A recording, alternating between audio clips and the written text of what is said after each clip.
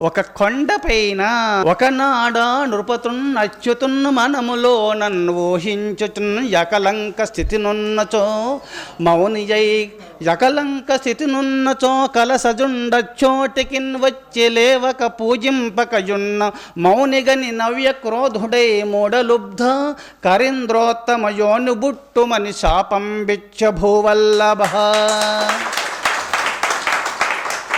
ద్రవిడాధీశుడగు ఇంద్రజిమ్ముడైన మహారాజు మహాపరమ భక్తుడు, విష్ణు భక్తుడు. ఆ కొండపైన కింద ఇది వాస్తుశాస్త్రము.